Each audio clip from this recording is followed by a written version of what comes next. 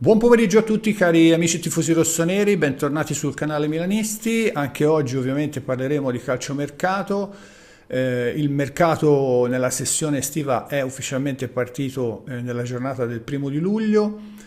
Come sappiamo bene, la preparazione estiva, il ritiro estivo partirà il giorno 7, anche se per i giorni antecedenti sono previste delle visite e dei test psicofisici e attitudinali, per cui molti giocatori arriveranno in anticipo rispetto a questa data. Quindi, come dicevo anche in altri video, stiamo aspettando che arrivino perlomeno 3-4 giocatori tra quelli titolari che poi formeranno la nuova formazione che scenderà in campo per la prossima stagione. Quindi cerchiamo di capire quali sono le ultime news di mercato. Ce ne sono due importantissime, ma prima di tutto vi chiedo di fare iscrizione al canale se non l'avete fatta, di accendere la campanella anche se avete già fatto l'iscrizione, perché è importantissimo, perché aiuta l'algoritmo a far conoscere questo canale. Like se vi è piaciuto il video e commento se avete qualcosa di interessante da dire. Ovviamente ascolto sempre volentieri tutti e cerco di rispondere a tutti, se no anche il commento tattico, anche questo per aiutare l'algoritmo, se volete sostenere questo canale ovviamente. Grazie a tutti. Allora, dicevamo, nel video di ieri abbiamo affrontato il tema centrocampo, che è il focus della nostra dirigenza, perché come vi ho spiegato in questo momento si cerca di mettere a posto la triade di centrocampo, che sarà il punto nevralgico del gioco di Allegri. Un centrocampo completamente diverso da quello dello scorso anno, un centrocampo che deve contemporaneamente saper difendere, perché diciamo che la parte difensiva, l'atteggiamento difensivo per Allegri è fondamentale, è una componente fondamentale della sua filosofia di gioco. Ciò non significa che Allegri sia un difensivista, ma come Inzaghi e come Conte ha capito che soprattutto in Italia non prenderle è la prima cosa che una squadra deve cercare di riuscire a fare, perché se parti ad handicap, quindi se parti come facevamo lo scorso anno prendendo quasi sempre un gol o addirittura 2 gol all'inizio della partita, non sempre riesci a recuperarla e addirittura a vincerla. Quante volte lo scorso anno ci siamo trovati in una situazione in cui pronti via e la squadra avversaria segnava 1 o 2 reti e noi chiaramente stavamo in ansia tutta la partita sperando di arrivare perlomeno a strappare un pareggio. Ecco, questo non è l'atteggiamento che noi tutti credo vogliamo del nostro Milan. C'è qualcuno che ovviamente come me sperava di poter rivedere un certo tipo di calcio super aggressivo, con pressing altissimo, con la maggior parte della partita giocata nella metà campo della squadra avversaria, un po' come faceva Sacchi, come fa Pep Guardiola, come ha sempre fatto anche Sarri e altri allenatori che hanno seguito questa strada. Ma abbiamo visto il Barcellona che, nonostante i super campioni che ha in rosa, perché ha praticamente 22-23 top player e poi ha un fuoriclasse assoluto come Yamal, nonostante tutto con l'Inter ha sbattuto la testa, perché poi alla fine l'Inter è stata brava a fare un gol più della squadra avversaria. E quindi c'è chi predilige lo spettacolo a dispetto e diciamo a svantaggio del risultato. C'è chi invece ovviamente predilige il risultato e quindi pensa che la cosa più giusta da fare sia prima di tutto mettere in cassaforte i punti e poi magari concedersi anche qualche licenza artistica dal punto di vista del calcio spettacolo. Sappiamo bene che Allegri è per la filosofia del calcio pragmatico e, ripeto, ciò non significa essere difensivisti, significa giocare con intelligenza, giocare con la testa, quindi essere saggi in modo da poter sfruttare a proprio vantaggio le caratteristiche negative dei propri avversari. Esistono delle discipline nelle arti marziali che sfruttano questa filosofia, cioè che non costruiscono la forza perché pensano che la forza sia l'unico strumento per battere l'avversario, ma cercano di ridurre al minimo il dispendio di energie e cercano di ribaltare a proprio vantaggio i punti deboli dell'avversario. Ecco, io credo che giocare al calcio in questo modo sia totalmente diverso ovviamente dalla filosofia di Sacchi, di Guardiola, di Sarri, eccetera, ma sia ugualmente un buon modo per fare tattica, per fare strategia e per vedere una squadra giocare un bel calcio. Non dimentichiamoci che il primo Allegri, quello del Cagliari, era riuscito a fare un gioco che era piaciuto a tutti, tanto è vero che vinse la panchina d'oro, se non sbaglio, in quella stagione. Quindi prima di tutto il centrocampo come dicevamo completamente diverso da quello della scorsa stagione, un centrocampo che deve difendere bene e quindi deve essere bene assortito proprio per avere giocatori che possano fare molto bene la fase di non possesso, quindi la fase difensiva, ma che deve contemporaneamente saper costruire e saper tenere palla. Quindi un centrocampo che deve contenere in queste tre posizioni il mediano davanti alla difesa, il box to box, la mezzala di inserimento e di incursione e la mezzala un pochino più, diciamo, statica, un pochino più da centrocampista centrale, che devono avere caratteristiche completamente diverse. Infatti, se ci fate caso, stiamo cercando dei profili completamente diversi, a parte Ricci e Modric, che sono due giocatori particolari, perché come ho già detto Modric è la ciliegina sulla torta, è il famoso jolly che può giocare in qualsiasi posizione del centrocampo e quindi verrà utilizzato non solo per fare da jolly nelle situazioni più complicate, ma anche per fare spogliatoio, per portare alla mentalità vincente che un giocatore come lui, che solo un giocatore come lui può portare in uno spogliatoio che deve essere ricostruito. Ricci invece è il classico playmaker basso, il classico direttore d'orchestra che gioca davanti alla difesa, che si fa dare il pallone dai difensori centrali e che fa partire la costruzione dal basso, mentre i due giocatori che gli staranno a destra e a sinistra e che io spero che siano da una parte Giashari e dall'altra Guerra, poi magari se invece di Guerra cioè invece di Giashari arriva Xhaka oppure qualche altro giocatore di questo livello, va bene lo stesso, ma comunque ci deve essere questo assortimento, perché ci deve essere un Giashari o un Xhaka che giocano mezzala, ma soprattutto di contenimento e anche e soprattutto di costruzione, e poi ci deve essere un box to box, e in questo caso Guerra farebbe al caso nostro, perché Javi Guerra è sicuramente quel giocatore alla Reinders che si insinua, si infiltra tra le linee della squadra avversaria e attraverso inserimenti intelligenti poi trova la possibilità di andare al tiro, di andare alla conclusione o di creare spazio per i compagni di squadra. Quindi vedremo nei prossimi giorni completarsi questo puzzle del centrocampo.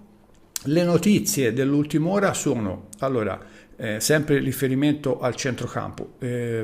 La prima buona notizia è che Modric ha deciso di anticipare il suo rientro, perché in quanto giocatore che partecipa al mondiale per il club e il Real Madrid sta andando avanti e probabilmente sarà una di quelle che arriverà o in semifinale o in finale, ma nonostante questo sembra che Modric arriverà a Milano e sarà disponibile a Milanello già dalla fine del mese di luglio, quando invece era prevista la sua presenza intorno al 10-12 di agosto. Quindi il fatto che anticipi è un buon segno, perché vuol dire che ha tanto entusiasmo e tanta voglia di fare, e soprattutto perché probabilmente ha capito che la sua presenza è fondamentale, soprattutto nella fase iniziale di costruzione della squadra e dello spogliatoio. Poi su Giashari c'è stato un rilancio importante da parte del Milan, siamo arrivati alla cifra di 38 milioni, quindi il Milan ha offerto 35 milioni di base fissa più 3 di bonus. In realtà sappiamo bene che la proposta, quindi la richiesta del Bruges è di 35 milioni di base fissa più 5 di bonus per arrivare ai famosi 40 milioni, e quindi mancando 2 milioni, essendoci adesso una forbice di soli 2 milioni, io credo che questa situazione si chiuderà. Molto probabilmente il Bruges farà la stessa identica cosa che ha fatto con De Ketelaere, cioè è partito con una cifra e fin tanto che il Milan non gli darà quella cifra non mollerà, quindi molto probabilmente il Milan dovrà alzare l'offerta a 35 milioni di base fissa più 5 di bonus, ma credo che nei prossimi giorni si chiuderà la trattativa e che Giashari diventerà ben presto il nostro nuovo acquisto di centrocampo. Poi ci sono notizie di un interessamento da parte del Besiktas per Okafor. Il club rossonero però ha rifiutato diciamo questa prima offerta da parte del Besiktas, che avevano chiesto Okafor in prestito oneroso con diritto di riscatto, ma il Milan è fermo sulla cessione a titolo definitivo, ovviamente per monetizzare.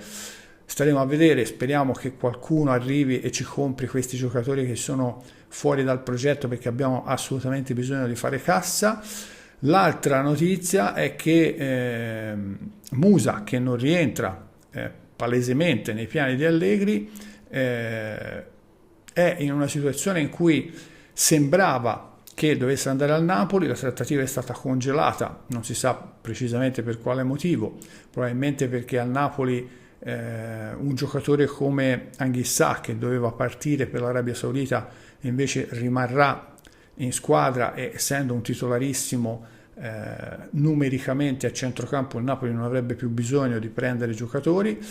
e quindi gli agenti di Musa si stanno muovendo in Premier League per vedere di trovare una sistemazione per il proprio assistito. Il suo entourage lo ha proposto al West Ham, al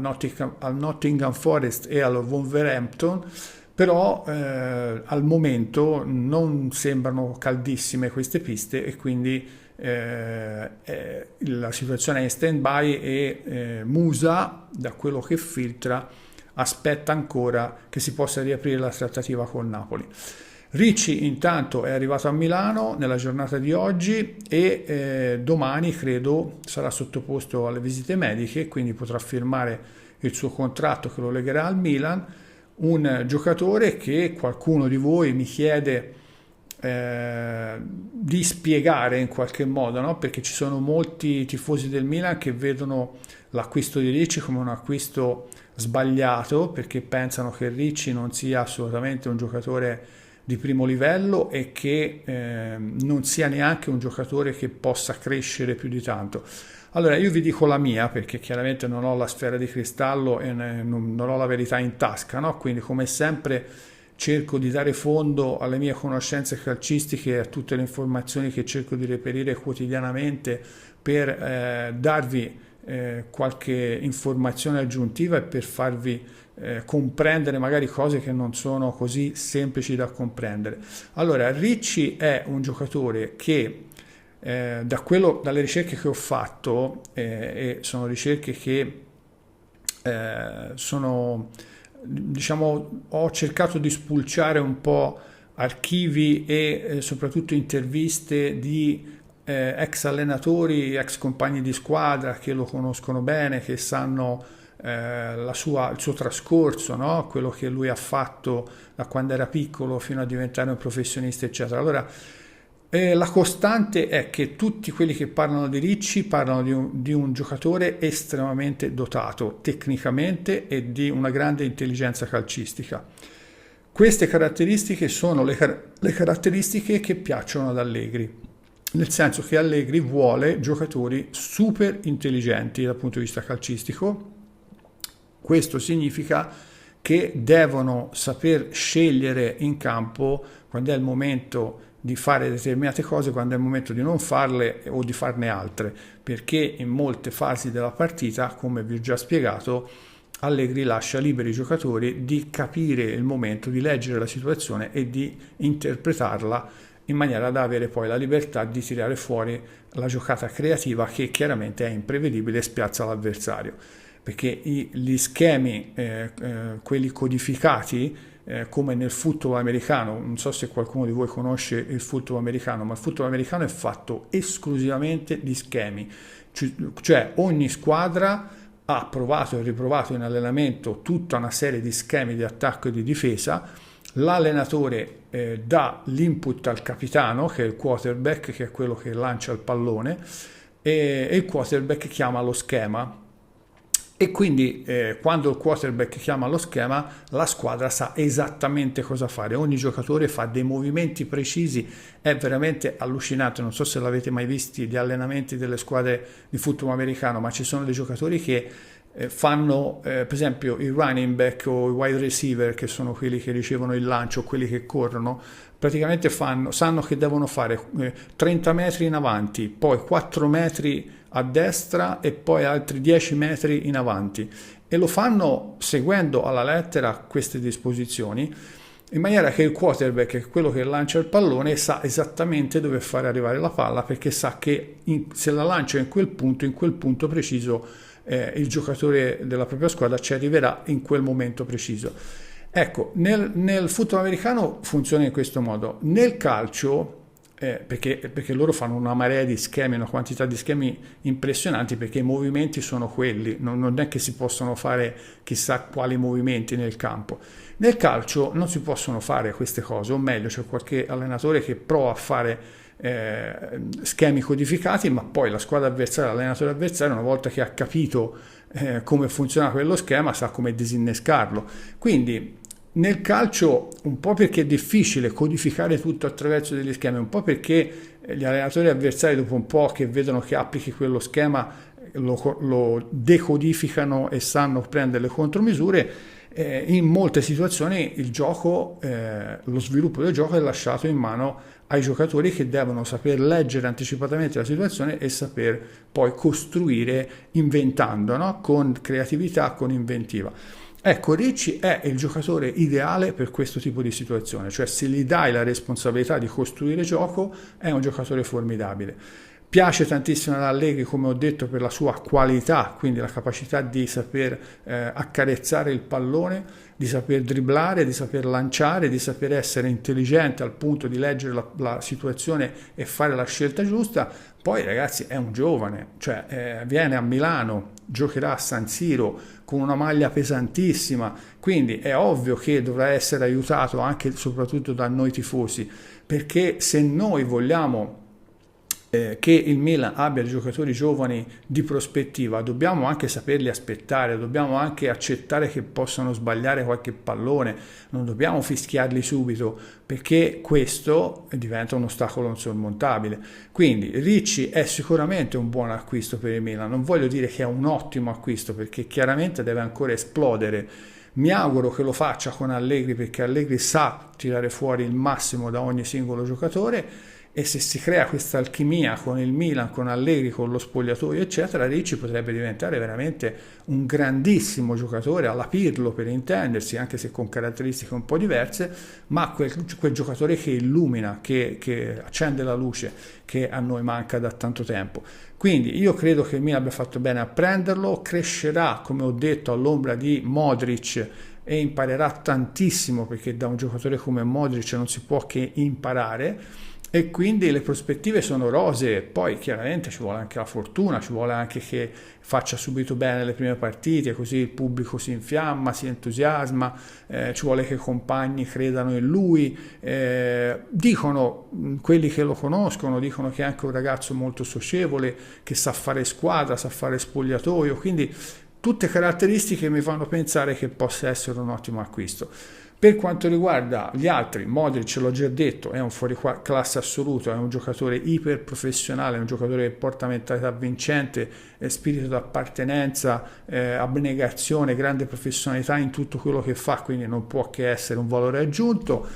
Giashari è un giocatore straordinariamente dotato, sia fisicamente che atleticamente che tecnicamente. Potenzialmente è il giocatore universale, il famoso tuttocampista che ci può aiutare veramente a fare il salto di qualità. Ha un carattere forte, una forte personalità, ed è per quello che ho detto che è stato messo in competizione con Xhaka. e è stato scelto lui a questo punto, perché chiaramente fra Xhaka, che ha 32 anni, fra pochino ne fa 33, e un ragazzo giovane di belle speranze, era più ovvio e più logico puntare su un giocatore che ti garantisce un futuro, o eventualmente che ti garantisce la possibilità poi di fare una grandissima plusvalenza se tu dovessi pensare di rivenderlo. E quindi diciamo che queste prime scelte, Ricci, Modric e Giashari, sono sicuramente scelte oculate, scelte da Tare e da Allegri. Poi c'è di mezzo il campo, c'è di mezzo la costruzione di un nuovo spogliatoio, di una nuova squadra, quindi tutto quello che verrà ci confermerà o meno se la scelta è giusta, però diciamo che sulla carta quello che sta facendo il Milan in questo momento va bene, almeno dal mio punto di vista. Poi ditemi cosa ne pensate nei commenti. E per quanto riguarda il resto aspettiamo, perché come ho detto dal centrocampo si passerà alla difesa. Probabilmente sembra che il Milan abbia scelto nella figura, nel giocatore 2, il terzino destro da inserire nella linea a 4 della nuova difesa. Dall'altra parte io rimango dell'idea che De Cuyper è il terzino ideale per sostituire Teo Hernandez, ma non si sa se arriverà. Leoni è una guerra intestina con l'Inter, e quindi anche qui non si sa chi la spunterà, però c'è anche Comuzzo della Fiorentina, che è un altro giovane di belle speranze. Insomma, ci sarà da divertirsi, e soprattutto ci sarà da poi mettere in campo una squadra che sia da subito competitiva per le prime 4 posizioni. Per adesso è tutto, restate sintonizzati, perché come vedete ogni giorno vi aggiorno su quelli che sono i movimenti di mercato, e se arriveranno giocatori in maniera ufficiale cercherò di fare un video specifico anche su ogni giocatore che verrà ufficializzato, per comprenderne meglio le caratteristiche e le tipologie dal punto di vista tecnico-tattico. Restate sintonizzati, dicevo, perché ci saranno anche delle novità a breve, perché ho fatto un piccolo sondaggio, ho visto un po' come avete risposto e ho idea di cambiare questo canale, di migliorarlo, e quindi vi darò anche informazioni in merito a questi cambiamenti. Quindi mi raccomando, iscrizione, accendere la campanella, like, commento, e ci vediamo nei prossimi video. Grazie per l'attenzione e sempre Forza Milan.